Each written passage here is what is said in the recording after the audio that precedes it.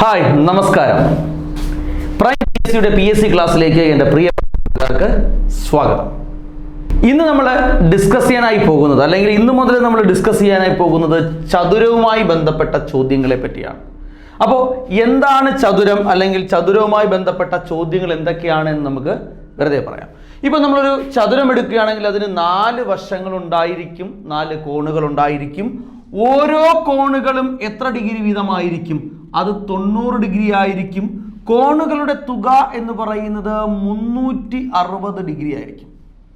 അതുപോലെ തന്നെ ഒരു ജോഡി അല്ലെങ്കിൽ എതിർവശങ്ങൾ എന്താണെന്ന് പറയാം, സമാന്തരമാണ്. ഓരോ ജോഡി എതിർവശങ്ങളും സമാന്തരമാണ്. അതായത് ഇതും സമാന്തരമായിരിക്കും, ഇതും എന്തായിരിക്കും? സമാന്തരമായിരിക്കും അല്ലേ? അപ്പോൾ നമ്മൾ ചതുരത്തെ പറ്റി നമ്മൾ ഡിസ്കസ് ചെയ്യുമ്പോൾ അതിൻ്റെ കോണുകളുടെ തുക എത്ര ഡിഗ്രി ആയിരിക്കും? 360 ഡിഗ്രി ആയിരിക്കും. അതുപോലെ തന്നെ ഓരോ കോണും എത്ര ഡിഗ്രി? 90 ഡിഗ്രി വീതമായിരിക്കും. അതുമാത്രമല്ല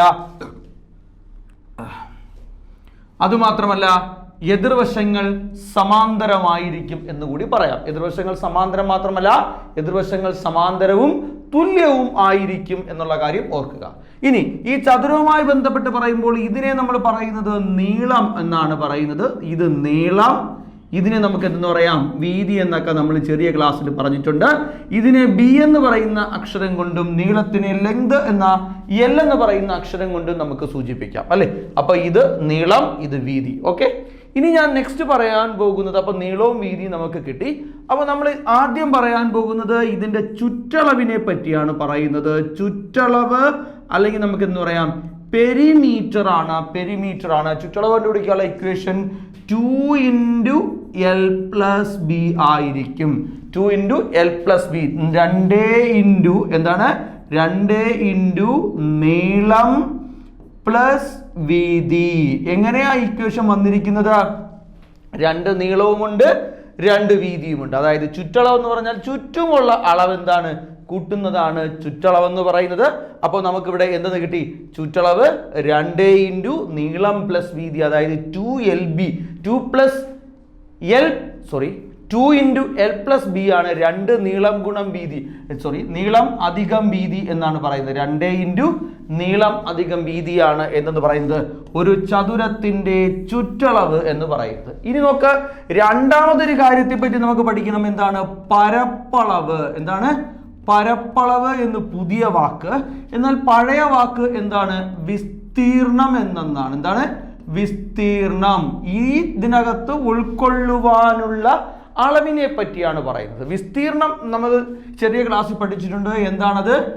നീളം ഗുണം വീതി. നീളം ഗുണം വീതി.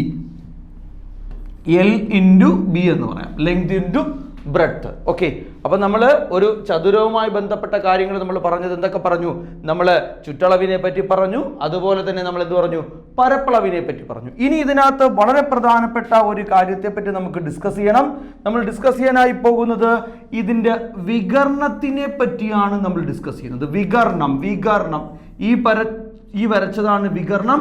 2 വികരണങ്ങൾ. ഒരു വികരണം കൂടി വരയ്ക്കാൻ കഴിയും. 2 വികരണങ്ങളായിരിക്കും. വികരണങ്ങളുടെ നീളം എന്ന് പറയുന്നത് എല്ലായ്പ്പോഴും ചതുരത്തിന്റെ കേസിലാണെങ്കിൽ തുല്യമായിരിക്കും. ഈ വികരണത്തിന്റെ നീളവും ഈ വികരണത്തിന്റെ നീളവും 2 വികരണങ്ങൾ ഉണ്ടായിരിക്കും. 2 വികരണത്തിന്റെയും നീളം എന്ന് പറയുന്നത് എന്തായിരിക്കും? എപ്പോഴും തുല്യമായിരിക്കും എന്നുള്ള കാര്യം മറന്നു പോണ്ട. ഓക്കെ, അപ്പൊ നമ്മൾ എന്ത് പറഞ്ഞു? ഈ വികരണവും നീളവും വീതിയും തമ്മിലൊരു ബന്ധമുണ്ട്. നമ്മൾ കഴിഞ്ഞ ക്ലാസ്സിൽ പറഞ്ഞതുപോലെ നോക്കിക്കേ, ഇത് നീളമാണ്, ഇത് വീതിയാണ്, ഇത് വികരണമാണ് എങ്കിൽ മൂന്നും കൂടെ ചേരുമ്പോൾ നമ്മൾ പൈതഗോറസിനെ പറ്റി ഓർക്കും. ആരടാ പൈതഗോറസ്? യെസ്, മട്ടത്രികോണത്തെ പറ്റി നമ്മൾ ഓർക്കും. ഇത് മട്ടത്രികോണമാണ് എങ്കിൽ ഇത് പാദം, ഈ കാണുന്നത് ലംബം, ഈ കാണുന്നത് കർണം. Base, altitude and hypotenuse. ഇവർ 3 പേരും കൂടി നമുക്ക് എന്ത് ഡെവലപ്പ് ചെയ്യാൻ പറ്റും? പൈതഗോറസ് സിദ്ധാന്തം ഡെവലപ്പ് ചെയ്യാൻ പറ്റും. കഴിഞ്ഞ ദിവസം നമ്മൾ മട്ടത്രികോണത്തെ കുറിച്ച് നമ്മൾ ഡീറ്റെയിൽ ചെയ്ത് പഠിച്ചു.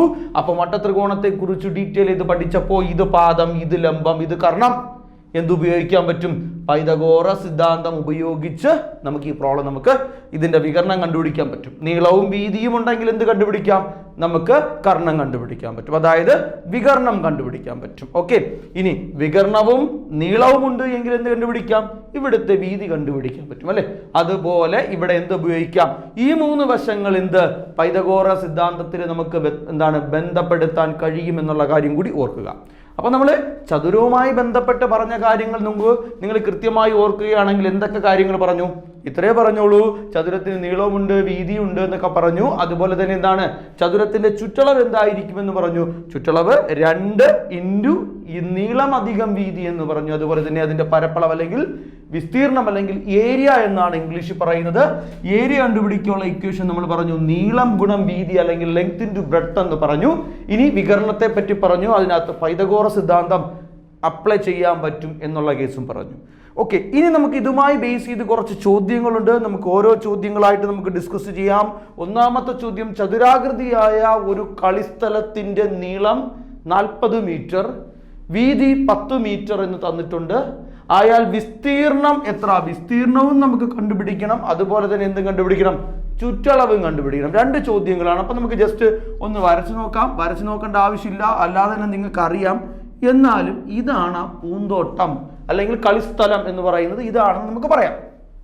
ഓക്കെ, ഇതിന്റെ നീളം 40 മീറ്റർ എന്നും വീതി 10 മീറ്റർ എന്നും തന്നു. ഓക്കെ, അപ്പം ഇവിടെ ലെങ്ത് എന്ന് പറയുന്നത് 40 ആണ്, ബ്രെഡ്ത്ത് എന്ന് പറയുന്നത് 10 മീറ്റർ ആണ് അല്ലേ. നമുക്ക് 2 മീറ്ററിലാണ്. പിന്നെ ഈസി ആയിട്ട് നമുക്ക് എന്ത് ചെയ്യാൻ പറ്റും? പ്രോബ്ലം ചെയ്യാൻ പറ്റും. 2 മീറ്ററിലായതുകൊണ്ട് പിന്നെ ഒന്നും നോക്കാനില്ല. യെസ്, നമുക്ക് എന്താണ് ഇതിന്റെ വിസ്തീർണം അതായത് ഏരിയ ആണ് ആദ്യം കാണേണ്ടത്. പരപ്പളവാണ് കാണേണ്ടത്. പരപ്പളവ് കണ്ടുപിടിക്കുവാനുള്ള ഇക്വേഷൻ നമ്മൾ പഠിച്ചിട്ടുണ്ട്. നീളം ഗുണം വീതിയാണ്. അതായത് ലെങ്ത് ഇൻറ്റു ബ്രെഡ്ത്ത് ആണ്. ആൻസറിലേക്ക് പോകുമ്പോൾ 40 ഇൻറ്റു 10 എത്ര? 400 സെന്റിമീറ്റർ. സോറി, സെന്റിമീറ്റർ അല്ല, മീറ്റർ സ്ക്വയർ കേട്ടോ. എപ്പോഴും ഏരിയ അല്ലെങ്കിൽ പരപ്പളവ് അല്ലെങ്കിൽ വിസ്തീർണം എന്താണ്? വിസ്തീർണം എന്ന് പറയുന്നത് എന്തളവുകളിലായിരിക്കും? സ്ക്വയർഡ് അളവുകളിലായിരിക്കും, ഇല്ലെങ്കിൽ ചതുരശ്ര അളവുകളിലായിരിക്കും. ഇതിനെ പറയാം 400 ചതുരശ്ര മീറ്റർ. 400 ചതുരശ്ര മീറ്റർ എന്ന് പറയാം. ഇത് മീറ്റർ സ്ക്വയറിലാണ്. എന്തായിരിക്കും എപ്പോഴും പരപ്പളവ്? ഇവിടെ ഉത്തരമായി വന്നിരിക്കുന്നത് 400 മീറ്റർ സ്ക്വയർ. 400 മീറ്റർ സ്ക്വയർ മറന്നു പോകണ്ട. അപ്പോൾ എപ്പോഴും എല്ലാ കാലത്തും എന്ത് നമ്മളെ ഏരിയ അല്ലെങ്കിൽ പരപ്പളവ് എന്ന് പറയുന്നത് എന്തിലായിരിക്കും? ചതുരശ്ര മീറ്ററിലോ അല്ലെങ്കിൽ ചതുരശ്ര സെന്റിമീറ്ററിലോ അല്ലെങ്കിൽ ചതുരശ്രവുമായി ബന്ധപ്പെട്ടതായിരിക്കും, അല്ലെങ്കിൽ എന്തായിരിക്കും? സ്ക്വയേർഡ് അളവുകളായിരിക്കും എന്ന് പറയാം. യെസ്, അതുപോലെ ഇവിടുത്തെ 2ാമത്തെ ചോദ്യമാണ് നമുക്ക് തന്നിരിക്കുന്ന ചോദ്യം. എന്താടാ ഇതിന്റെ ചുറ്റളവ്? ചുറ്റളവ് കണ്ടുപിടിക്കാനുള്ള ഇക്വേഷൻ നമുക്കറിയാം. എന്താണ് ചുറ്റളവ് അല്ലെങ്കിൽ പെരിമീറ്റർ കണ്ടുപിടിക്കാനുള്ള equation? 2 into L plus B ആണ് എന്നറിയാം. ഇവിടെ 2ന്റെ സ്ഥാനത്ത് നമ്മൾ എന്ത് ചെയ്തു? 2 തന്നെ എഴുതുന്നു. ഇനി നീളം എന്ന് പറഞ്ഞാൽ ഇവിടെ എത്ര? 40. വീതി എന്ന് പറഞ്ഞാൽ 10. നമുക്ക് കിട്ടുന്ന ഉത്തരം 2 ഇൻറ്റു 50 സമം 100 സെന്റിമീറ്റർ. ചുറ്റളവ് എപ്പോഴും സെന്റിമീറ്റർ അല്ല, ക്ഷമിക്കണം, മീറ്റർ. 100 മീറ്റർ ആണ്. എന്ന് വെച്ചാൽ അളവുകളെല്ലാം മീറ്ററിലായതുകൊണ്ട് ഉത്തരവും എന്തിലേക്ക് കിട്ടത്തുള്ളൂ? മീറ്ററിലേക്ക് കിട്ടത്തുള്ളൂ അല്ലേ. അപ്പോൾ മീറ്റർ 100 മീറ്റർ. ക്ലിയർ അല്ലേ? അപ്പൊ നമ്മളിവിടെ എന്ത് കണ്ടുപിടിച്ചു? ഒരു ചതുരത്തിന്റെ നീളവും വീതിയും തന്നു കഴിഞ്ഞാൽ നമ്മൾ എന്തൊക്കെ കണ്ടുപിടിക്കാൻ പഠിച്ചു? എടാ, അവിടുത്തെ വിസ്തീർണം കണ്ടുപിടിക്കുവാനും അതുപോലെ തന്നെ എന്ത് ചുറ്റളവ് കണ്ടുപിടിക്കാനും പഠിച്ചു. നമുക്ക് അടുത്ത ചോദ്യത്തിലേക്ക് പോകാം.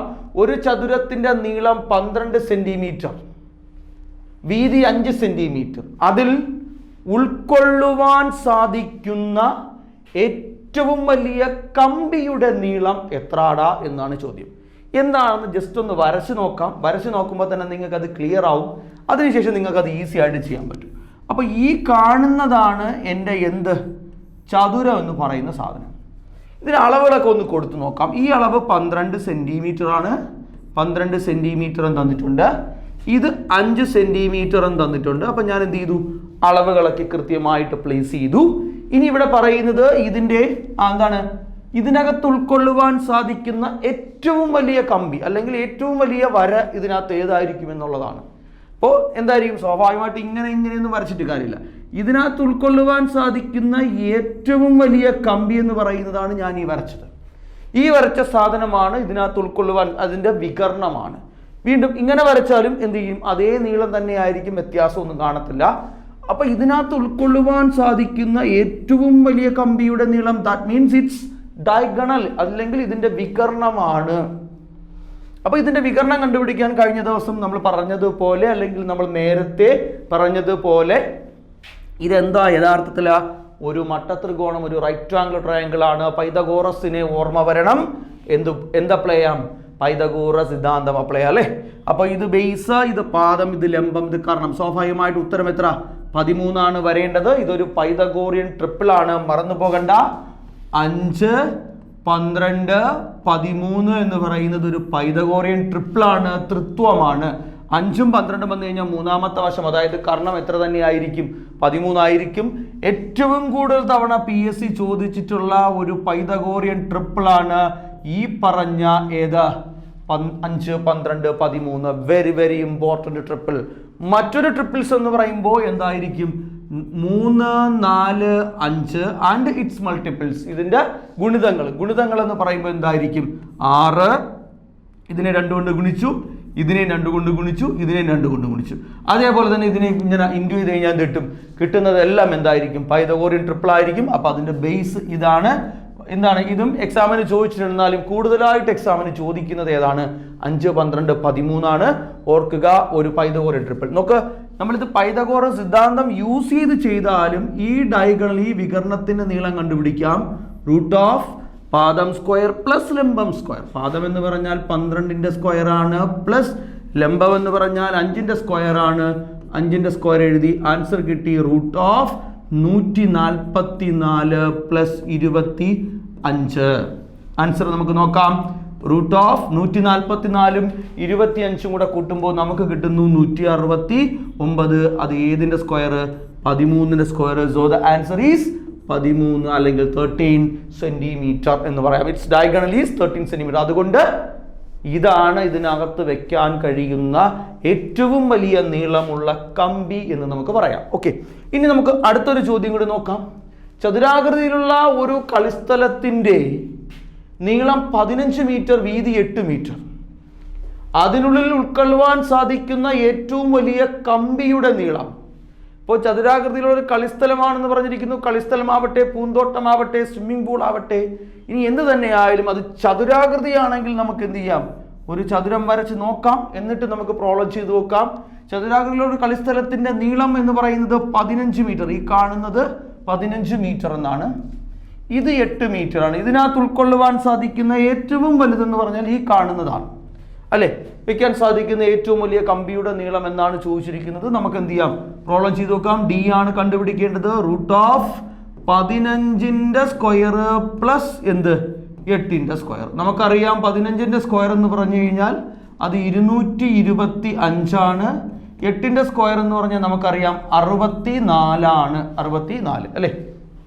ഇനി എന്ത് ചെയ്യാം, രണ്ടും കൂടെ കൂട്ടാം. രണ്ടും കൂടെ കൂട്ടുമ്പോൾ എത്ര കിട്ടും, 225ഉം 64ഉം കൂടെ കൂട്ടുമ്പോൾ 289 എന്ന് കിട്ടും. 289 ഏതിന്റെ സ്ക്വയർ ആണ് എന്നാണ് ഞാൻ ചോദിക്കുന്നത്. 289 നോക്കാം, നമുക്ക് ജസ്റ്റ് നോക്കാം എന്താണ്, എങ്ങനെയാണ് വന്നിരിക്കുന്നത്. ആഡ് ചെയ്ത് നോക്കാം. എത്രയാണ്, 225 പ്ലസ് 64 ആണ്. ഇവിടെ 9, 6 8 289 ആണ്. 289 ഏതിന്റെ സ്ക്വയർ ആയിരിക്കും? ഏതിൻ്റെങ്കിലും സ്ക്വയർ ആണോ അല്ലയോ നോക്കാം. PSC പഠിക്കുന്ന നമ്മളെ സംബന്ധിച്ചിടത്തോളം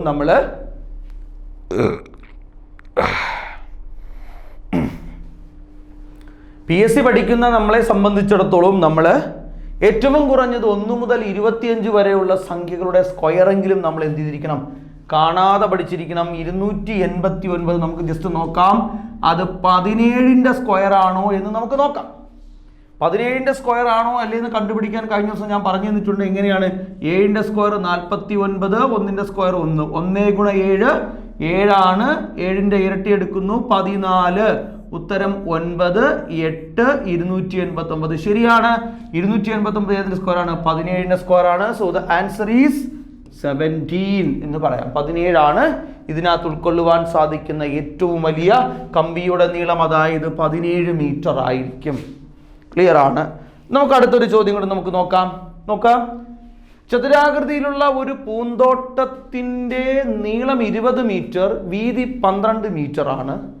അതിനു ചുറ്റും പുറത്തായി, പ്രത്യേകം ശ്രദ്ധിക്കാനുള്ള നല്ലൊരു ചോദ്യമാണ്, അതിനു ചുറ്റും പുറത്തായി 2.5 മീറ്റർ വീതിയിൽ ഒരു പാത നിർമ്മിച്ചാൽ ആ പാതയുടെ വിസ്തീർണം അല്ലെങ്കിൽ പാതയുടെ പരപ്പളവ് എന്താണടാ എന്നാണ് ചോദ്യം. അപ്പോൾ തന്നെ നമുക്ക് നോക്കാം. ഒരു പൂന്തോട്ടമുണ്ടല്ലേ. ശരി, നമുക്ക് ജസ്റ്റ് ഒന്ന് പൂന്തോട്ടം വരയ്ക്കാം. അപ്പോൾ നിങ്ങൾ പ്രത്യേകം ശ്രദ്ധിക്കാനുള്ളതാണ്, ഈ ചോദ്യം വളരെ ശ്രദ്ധാപൂർവം വേണം നിങ്ങൾ ചെയ്യാൻ. ഇതാണ് നമ്മുടെ പൂന്തോട്ടം എന്ന് പറയാം. ഈ പൂന്തോട്ടത്തിന് പുറത്താണോ അകത്താണോ എന്നുള്ളതാണ് വളരെ പ്രധാനപ്പെട്ട ഒരു പോയിന്റ്. നോക്കുക, ഇവിടെ തന്നിരിക്കുന്നു, നമ്മുടെ ചോദ്യം തന്നെ നമുക്ക് തന്നിരിക്കുന്നു. എന്താ പറഞ്ഞിരിക്കുന്നത്? പുറത്തായി എന്നാണ് പറഞ്ഞിരിക്കുന്നത്. അപ്പൊ പുറത്തായി എന്ന് പറയുമ്പോൾ ഇത് പൂന്തോട്ടത്തിന് പുറത്താണ് നമ്മൾ ഇന്ന് നിർമ്മിക്കാൻ പോകുന്നത്, വഴി നിർമ്മിക്കാൻ പോകുന്നത്. ഇതിന് ചുറ്റും നമ്മൾ വഴി നിർമ്മിക്കണം. അപ്പൊ ഞാൻ എന്ത് ചെയ്യുന്നു? ഇതിന് ചുറ്റും ഒരു വഴി നിർമ്മിക്കുകയാണ്. ഈ നിർമ്മിച്ചതാണ് ഇതിന് ചുറ്റും നിർമ്മിച്ച വഴി. ഓക്കെ, ഈ വഴിയുടെ പരപ്പളവ് എന്താണ് എന്നാണ് ചോദ്യം. ഈ പാത, ഞാൻ നിർമ്മിച്ച പാതയുടെ പരപ്പളവ് എന്താണ് എന്നാണ് ചോദ്യം. അപ്പൊ ശരിക്കുള്ള പൂന്തോട്ടം ഏതാ? ഈ അകത്തിരിക്കുന്നതാണ് ശരിക്കുള്ള പൂന്തോട്ടം. ശ്രദ്ധിക്കുക. ഓക്കെ, ശരിക്കുള്ള പൂന്തോട്ടം എന്ന് പറയുന്നത് ഈ അകത്ത് ഈ കാണുന്നതാണ് എന്ന് പറയാം. ഇതിന്റെ അളവുകൾ നമുക്ക് തന്നിട്ടുണ്ട്. നീളം എന്ന് പറയുന്നത് 20 മീറ്റർ എന്നും വീതി എന്ന് പറയുന്നത് 12 മീറ്റർ എന്നും നമുക്ക് തന്നിട്ടുണ്ട്. ഓക്കെ, അപ്പൊ ഞാൻ തന്നിട്ടുള്ളത് കൊണ്ട് പൂന്തോട്ടത്തിന്റെ അളവുകൾ നമുക്ക് പറയാം. ഓക്കെ, ശരി. ഇനി ഈ പാതയുടെ അളവ് നമുക്ക് തന്നിട്ടുണ്ട്. അപ്പൊ നമുക്ക് പാതയുടെ അളവ് എത്രയും നമുക്ക് തന്നിട്ടുണ്ട്? 2.5 മീറ്റർ. അപ്പൊ ഇവിടെ നിന്ന് ഇങ്ങോട്ട് നോക്കിയാൽ, ഈ വീതി നോക്കിയാൽ 2.5, ഈ വീതി നോക്കിയാലും 2.5, ഇത് നോക്കിയാലും 2.5, ഇങ്ങനെ നോക്കിയാലും 2.5, ഇങ്ങനെ നോക്കിയാലും 2.5, ഇങ്ങനെ നോക്കിയാലും 2.5, എവിടെ നോക്കിയാലും എന്ത്? 2.5 തന്നെ ആയിരിക്കും അളവ്, അല്ലേ? എല്ലാ സ്ഥലത്തും ഒരുപോലെയാണ് അതിന്റെ വീതി. എത്ര? 2.5 വീതം എന്ന് പറയാം. യെസ്. അപ്പൊ നമുക്കൊരു കാര്യം ചെയ്യാം. നോക്ക്, ഒരു വലിയ ചതുരത്തിനകത്ത്, ഇങ്ങനെ പറയാം ഈ ചോദ്യത്തിന്, ഇങ്ങനെ പറഞ്ഞൂടെ? ഒരു വലിയ ചതുരത്തിനകത്ത് ഇരിക്കുന്ന മറ്റൊരു ചതുരം, ഒരു ചെറിയ ചതുരം. അപ്പൊ ഈ പുറത്തുള്ള ഈ ഭാഗത്തിന്റെ പരപ്പളവാണ് നമുക്കിവിടെ കണ്ടുപിടിക്കേണ്ടത്. ഈ കാണുന്ന ഷെയ്ഡ് ചെയ്തിരിക്കുന്ന ഭാഗത്തിന്റെ പരപ്പളവാണ് നമുക്കിവിടെ കാണേണ്ടത്. അപ്പൊ അങ്ങനെയാണെങ്കിൽ ഞാനൊരു കാര്യം ചോദിക്കട്ടാ. ഈ വലിയ ചതുരത്തിന്റെ പരപ്പളവിൽ നിന്ന് ഈ ചെറിയ ചതുരത്തിന്റെ പരപ്പളവ്, അതായത് വിസ്തീർണം കുറച്ച നമുക്ക് ഈ ഷെയ്ഡ് ചെയ്ത പോർഷൻ കിട്ടത്തില്ലേ? കിട്ടും. സ്വാഭാവികം അങ്ങനെയാണ്. അങ്ങനെ തന്നെ നമുക്ക് ചെയ്യാം. അപ്പൊ എങ്കിൽ നമുക്ക് വലിയ ചതുരത്തിന്റെ അളവുകൾ വേണം. നമുക്ക് ജസ്റ്റ് നോക്കാം. ആ അളവുകൾ എത്രയാണ് നോക്കി. നമുക്കറിയാം ഈ ഭാഗം 20 ആണെന്ന് അറിയാം, അല്ലെ? ഈ ഭാഗം 20 ആണ് എങ്കിൽ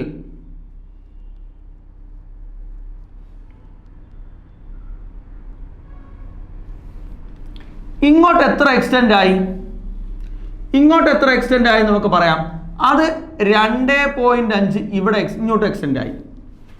ഇവിടെയും ഇങ്ങോട്ട് എത്ര എക്സ്റ്റെൻഡ് ആയി? അതും 2.5 എക്സ്റ്റെൻഡ് ആയി, അല്ലേ?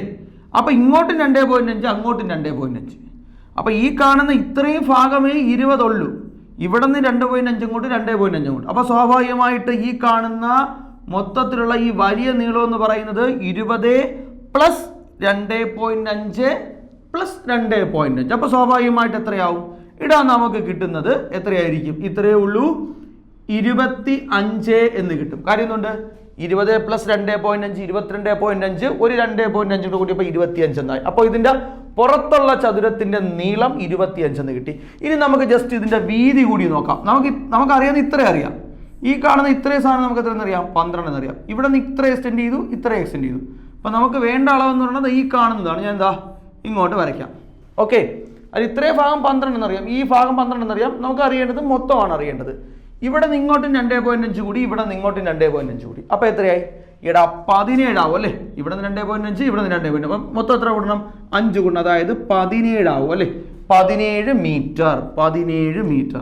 അപ്പൊ നോക്ക്, നമുക്ക് ഈ ചോദ്യത്തിൽ നിന്ന് നമുക്ക് മനസ്സിലാക്കാൻ കഴിഞ്ഞത് വലിയ ചതുരത്തിന്റെ അളവുകൾ 25 മീറ്ററും 17 മീറ്ററും, ചെറിയ ചതുരത്തിന്റെ അളവുകൾ 20 മീറ്ററും 12 മീറ്ററും. അങ്ങനെയാണെങ്കിൽ വലുതിന്റെ പരപ്പളവ് അല്ലെങ്കിൽ വലുതിന്റെ വിസ്തീർണത്തിൽ നിന്ന് ചെറുതിന്റെ വിസ്തീർണം കുറച്ചു കഴിഞ്ഞാൽ ബാക്കി ഭാഗമായിരിക്കും നടപ്പാതയുടെ വിസ്തീർണം. നോക്കാം, ജസ്റ്റ് ഒന്ന് ചെയ്തു നോക്കാം. എങ്ങനെയാ? ആദ്യം നമുക്ക് വലുതിന്റെ നോക്കാം.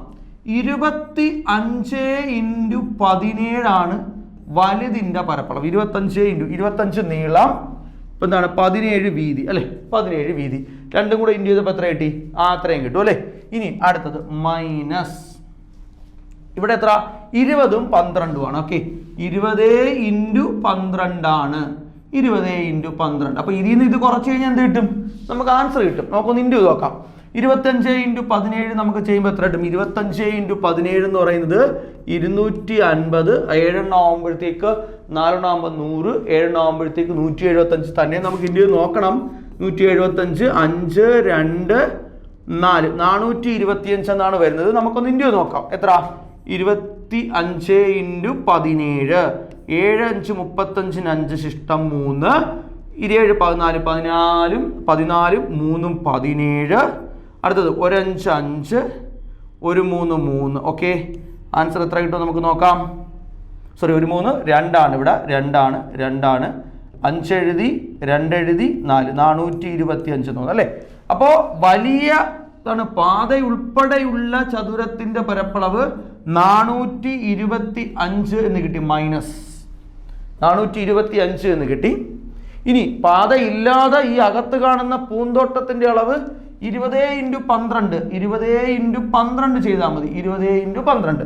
20 × 12 ചെയ്യുമ്പോൾ എത്ര കിട്ടും? 24ഉം 1 0 ആയിരിക്കും. 240 ആയിരിക്കും. നമുക്ക് ഇൻറ്റു നോക്കാം. 240 സമമായിരിക്കും ഇതിന്റെ ഉത്തരം വരേണ്ടത്. എത്രയായിരിക്കും?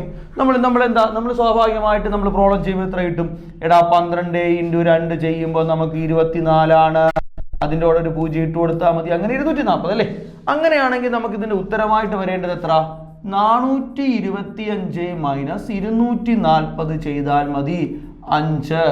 ഇവിടെ 12 ആകുമ്പോഴത്തേക്ക് ഇവിടെ 8, ഇവിടെ 3 ഉള്ളൂ. 185. എന്താ? എല്ലാ അളവുകളും മീറ്ററിലാണെങ്കിൽ 185 മീറ്റർ സ്ക്വയർ ആണ് ഇവിടുത്തെ ഈ പാതയുടെ അളവുകൾ എന്ന് നമുക്ക് പറയാം. കണ്ടില്ലേ? അപ്പൊ ഈ പാതയുടെ പരപ്പളവ് 185. കുറച്ചുകൂടെ നല്ല ചോദ്യമാവണമെങ്കിൽ എന്ത് ചെയ്യണം? പാതയിൽ ചിലപ്പോൾ ടൈല് വിരിക്കാം, അല്ലെങ്കിൽ തറയോട് പാകാം, അങ്ങനെയൊക്കെ ചിലപ്പോൾ ചോദിക്കാം. അപ്പോൾ അതുകൊണ്ട് ശ്രദ്ധിക്കുക, കൃത്യമായി മനസ്സിലാക്കുക. ചോദ്യത്തിൽ നിന്ന് ഒരു പോയിന്റ് പോലും എന്ത് ചെയ്യരുത്? തിരിഞ്ഞു പോകരുത്. നമുക്ക് വലിയ ചതുരത്തിന്റെ പരപ്പളവിൽ നിന്ന് ചെറിയ ചതുരത്തിൻ്റെത് പ്രത്യേകം ശ്രദ്ധിക്കാനുള്ള ഒരു പോയിന്റ്, ഈ ചോദ്യത്തിൽ നിന്ന് പുറത്തായാണോ അകത്തായാണോ പാത നിർമ്മിക്കുന്നത് എന്നുള്ളതാണ് പ്രധാനപ്പെട്ട പോയിന്റ് എന്നുള്ള കാര്യം ഓർക്കുക. നെക്സ്റ്റ് രണ്ടാമത്തെ ചോദ്യത്തിലേക്ക് ഒരു ചോദ്യം കൂടി നമുക്ക് നോക്കാം. ഈ സെയിം മോഡൽ ഒരു ക്വസ്റ്റ്യൻ കൂടെ നോക്കാം. ഇവിടെ ചതുരാകൃതിയായിട്ടുള്ള ഒരു പൂന്തോട്ടമുണ്ട്. അതിന്റെ നീളം 20 മീറ്റർ, വീതി 35 മീറ്റർ. അതിനു ചുറ്റും പുറത്തായി 3 മീറ്റർ വീതിയിൽ ഒരു പാത നിർമ്മിക്കുന്നു. ഈ ഒരു പാത നിർമ്മിക്കുന്നു. ചതുരശ്ര മീറ്ററിന് 10 രൂപ നിരക്കിൽ തറയോട്. അപ്പൊ ഈ ചോദ്യത്തിൽ ചെറിയൊരു എറൗണ്ട് ഇങ്ങനെ നിർമ്മിക്കുന്നു. എന്ത് ചെയ്യുന്നു? ചതുരശ്ര മീറ്ററിന് 10 രൂപ നിരക്കിൽ തറയോടിടുവാൻ ആകെ എത്ര രൂപ ചിലവാകും? അങ്ങനെ വാങ്ങണം കേട്ടോ. അങ്ങനെയാണ് നിങ്ങൾ വായിക്കേണ്ടത്. ചോദ്യം എങ്ങനെയാണ്? നോക്ക്, ചതുരാകൃതിയിലുള്ള ഒരു പൂന്തോട്ടത്തിന്റെ നീളം 20 മീറ്റർ, വീതി 35 മീറ്റർ. അതിനു ചുറ്റും പുറത്തായി 3 മീറ്റർ വീതിയിൽ ഒരു പാത നിർമ്മിക്കുന്നു. ഈ പാതയിൽ ചതുരശ്ര മീറ്ററിന് 10 രൂപ നിരക്കിൽ ചതുരശ്ര മീറ്ററിന് 10 രൂപ നിരക്കിൽ തറയോടിടുവാൻ ആകെ എത്ര രൂപ ചിലവാകും? നേരത്തെ തന്നിരിക്കുന്ന ചോദ്യത്തിനേക്കാൾ കുറച്ചുകൂടെ സ്റ്റെപ്പുള്ള ചോദ്യമാണെന്നേ ഉള്ളൂ അല്ലേ? നോക്കാം നമുക്ക് എങ്ങനെയായിരിക്കും ഇത് ചെയ്യുന്നത് നോക്കാം. ഒന്നുമില്ലടാ, ആദ്യം നമുക്ക് ജസ്റ്റ് ഈ ചതുരം ഒന്ന് വരച്ച് നോക്കാം. ഇതാണ് നമ്മുടെ ചതുരം. അളവുകളൊക്കെ ഒന്ന് കൊടുക്കാം. നമുക്കിവിടെ നീളം എത്ര? 20 എന്നും വീതി 35 എന്നും. ഓക്കെ, കുഴപ്പമില്ലല്ലോ. എന്താണ് മെഷർമെന്റ്സ് ഒക്കെ നമ്മൾ കൊടുത്തു, 35 എന്ന് കൊടുത്തു. ഇനി ഇതിന്റെ പുറത്തായിട്ടാണ്, അപ്പൊ പുറത്തായിട്ട് തന്നെ എന്ത് വരയ്ക്കണം? ഈ കാണുന്ന പാത വരയ്ക്കണം, പുറത്തായിട്ട് തന്നെ വരയ്ക്കണം അല്ലേ. അപ്പോൾ ഇവിടെ എത്രയാണ് കൂടിയിരിക്കുന്നത്? 3 ആണ് കൂടിയിരിക്കുന്നത്. ഇവിടെ ഈ 3 കൂടും. അപ്പൊ ഇവിടെ നിന്ന് ഇങ്ങോട്ട് 3 കൂടണം, ഇവിടെ നിന്ന് ഇങ്ങോട്ട് 3 കൂടണം അല്ലേ. ഓക്കെ, ക്ലിയർ ആണ്. യെസ്. അപ്പൊ നമുക്ക് ഇവിടെ അധികമായിട്ട് പറഞ്ഞിരിക്കുന്നത് ഒറ്റ കാര്യം, ഇതിനകത്ത് തറയോട് പാകാം എന്നാ പറഞ്ഞിരിക്കുന്നത്. തറയോട് പാകാനുള്ള അളവൊക്കെ നമുക്ക് തന്നിട്ടുണ്ട്. പക്ഷെ അതിനൊക്കെ മുമ്പ് നമുക്ക് എന്ത് കണ്ടുപിടിക്കാം?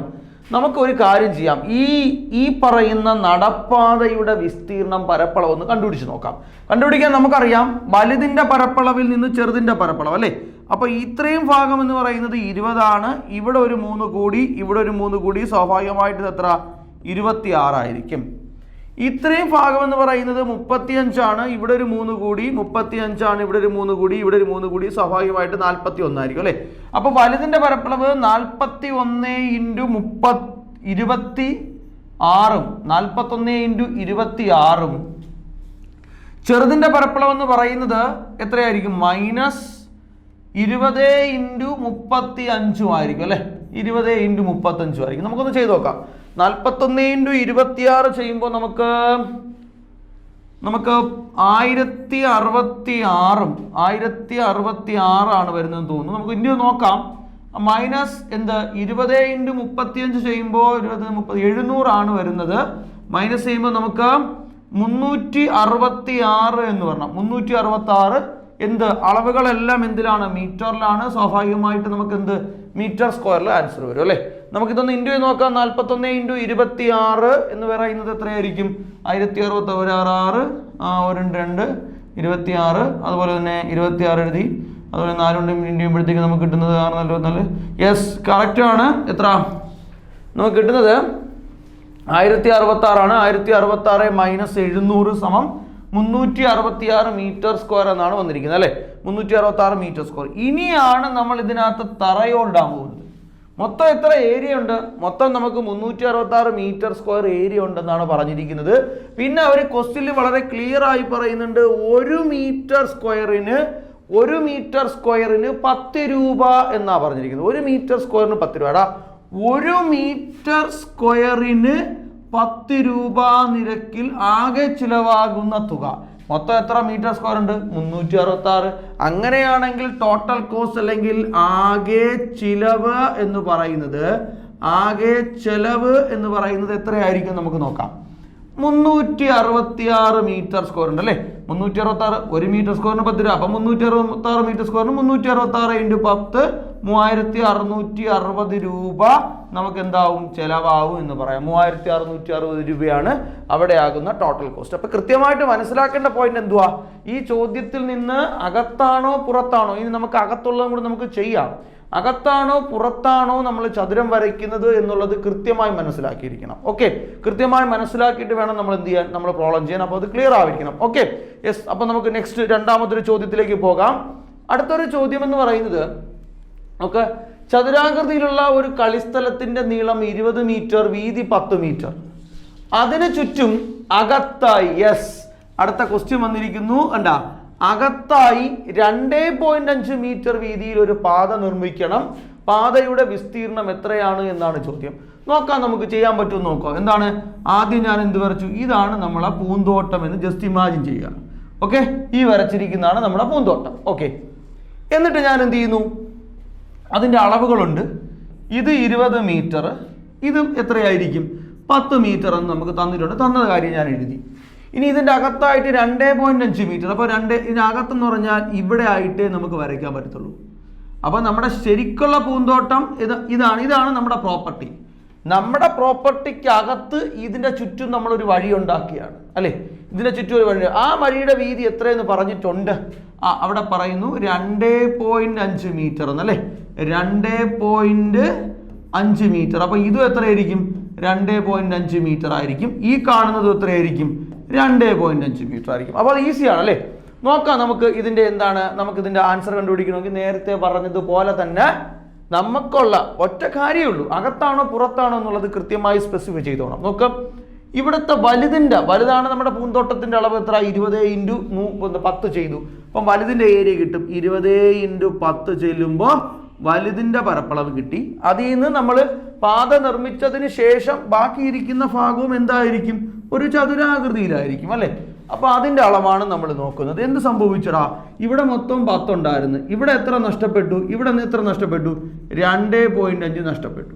ഇവിടെയും എത്ര നഷ്ടപ്പെട്ടു? 2.5 നഷ്ടപ്പെട്ടു. അപ്പം ബാക്കിയുള്ള പോർഷൻ എത്രയായിരിക്കും? മൊത്തം ഇത്രയും സാധനം 10 ആയിരുന്നു. 2.5 എവിടെയും പോയി 2.5 ബാക്കി എത്ര? 5 കാണത്തുള്ളൂ അല്ലേ? അതേപോലെ ഇത് മൊത്തം എത്ര ഉണ്ടായിരുന്നു? 20 ഉണ്ടായിരുന്നു.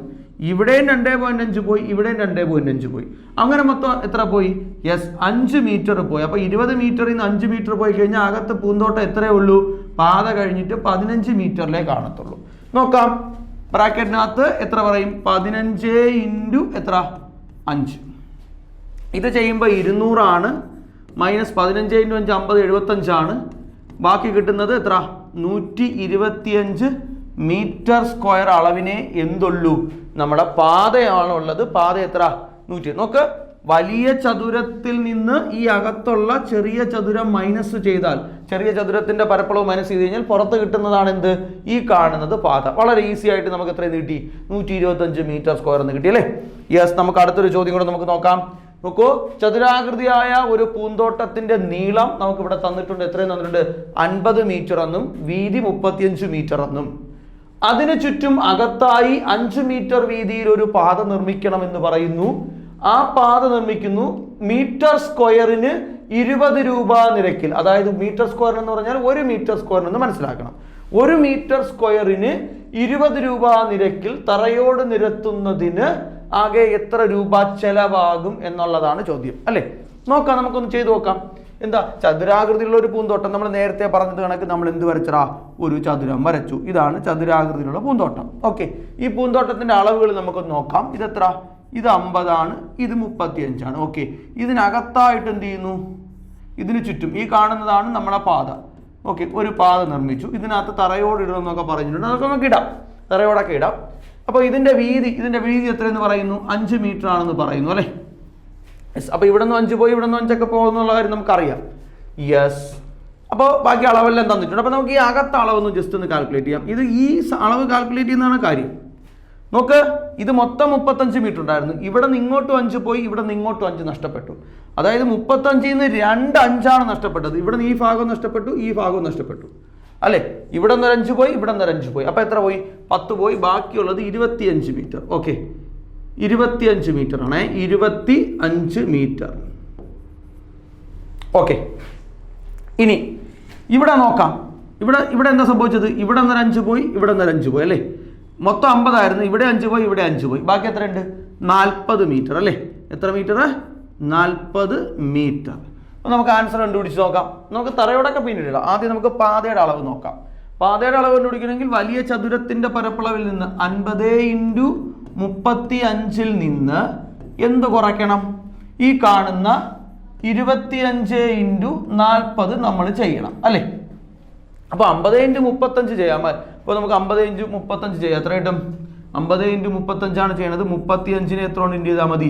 5 കൊണ്ട് ഇൻറ്റു ചെയ്താൽ മതി. 25 5 ശിഷ്ടം 2 3 15 17 1750 എന്ന് വരും. 1750 തന്നെ നോക്കാം. 35 ആകുമ്പോഴത്തേക്ക് 35 ഇൻറ്റു 5 എന്ന് പറയുന്നത് 70 140 175 ശരിയാണ്. 1750 മൈനസ് 25 ഇൻറ്റു 40 എന്ന് പറയുമ്പോഴത്തേക്ക് 25 ഇൻറ്റു 4 100 40 ആകുമ്പോൾ 1000 ആണ് വരുന്നത്. ബാക്കി നമ്മളെ പാത എന്ന് പറയുന്നത് 750 മീറ്റർ സ്ക്വയർ ആണ്.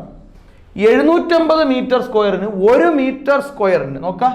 നമ്മുടെ ചോദ്യം തന്നിട്ടുണ്ട് 1 മീറ്റർ സ്ക്വയറിന് 20 രൂപയാണടാ എന്നാണ് പറഞ്ഞേക്കണം. 1 മീറ്റർ സ്ക്വയറിന് 20 രൂപയെങ്കിൽ 750 മീറ്റർ സ്ക്വയറിന് എത്ര രൂപയാവും?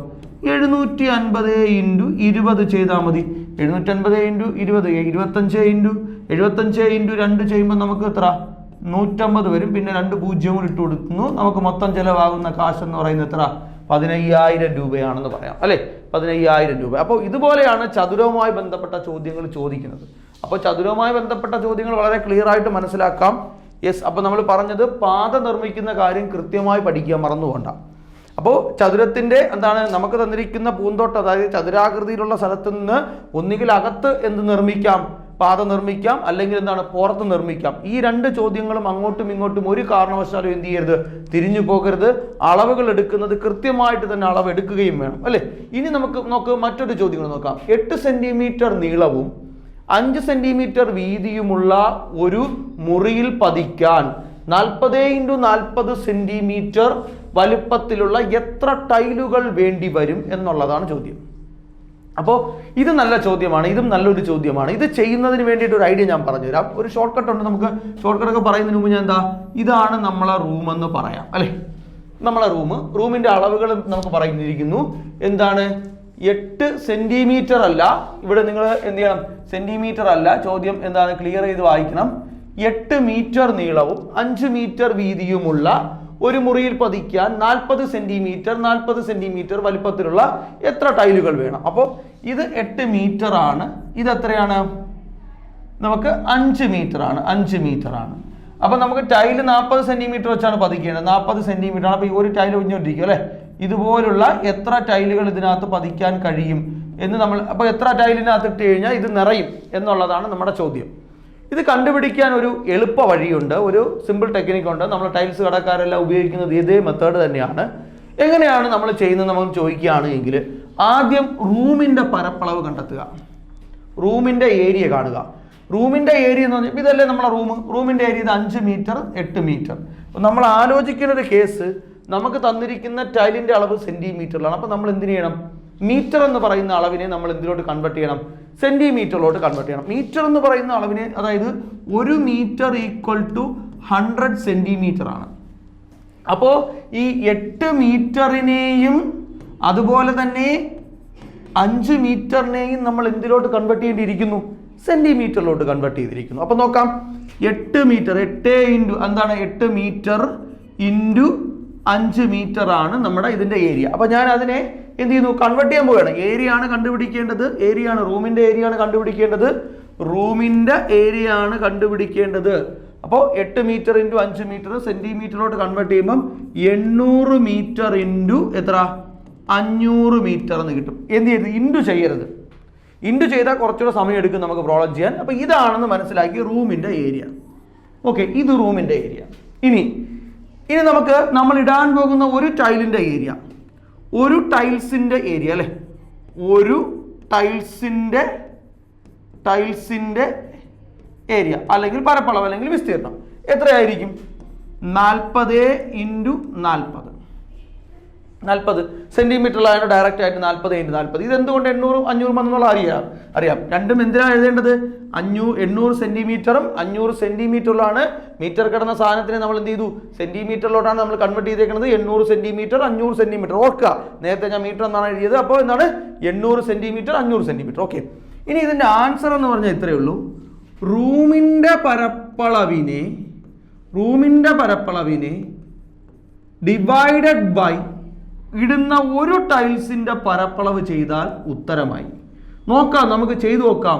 ഈ 0 ക്യാൻസൽ ചെയ്യാം, ഈ 0 ക്യാൻസൽ ചെയ്യാം, ഇതും ക്യാൻസൽ ചെയ്താൽ ഇവിടെ 2. ഉത്തരം കിട്ടി എത്ര? 1000 എണ്ണം ഇടാൻ പറ്റും. ഉത്തരം 1000 എണ്ണം. അപ്പൊ ഇതാണ് ഇതിന്റെ സ്റ്റെപ്പ്. അപ്പൊ ഇത് നമ്മൾ ഒരുമിച്ച് ചെയ്യാൻ വേണ്ടിയാണ് പഠിക്കുന്നത്. അപ്പൊ ഒരിക്കൽ കൂടി പറയും. ഞാൻ എന്താണ് ഈ പറയുന്ന കാര്യം എന്ത് ചെയ്യുക, ക്ലിയർ ചെയ്യുക. ഒരിക്കൽ കൂടിയാണ് ഞാൻ പറയാൻ പോകുന്നത്. യെസ്, നോക്കാം നമുക്ക് എങ്ങനെയാണ് നമ്മൾ ചെയ്യുന്നത്. നോക്കാം, 8 സെന്റിമീറ്റർ അല്ല, ചോദ്യം വളരെ ക്ലിയർ ആക്കി മാറ്റുക. 8 മീറ്റർ ആണ്. 8 മീറ്റർ നീളവും 5 മീറ്റർ വീതിയുമുള്ള ഒരു മുറിയിൽ. അപ്പോൾ ആദ്യം മുറിയുടെ പരപ്പളവ് മറന്നു പോണ്ട, എണ്ണമാണ് നമ്മൾ കണ്ടുപിടിക്കുന്നത്. ഒറ്റ സ്റ്റെപ്പിൽ നമ്മൾ ചെയ്യാൻ പഠിക്കുകയാണ്. മുറിയുടെ എന്ത് പരപ്പളവ്,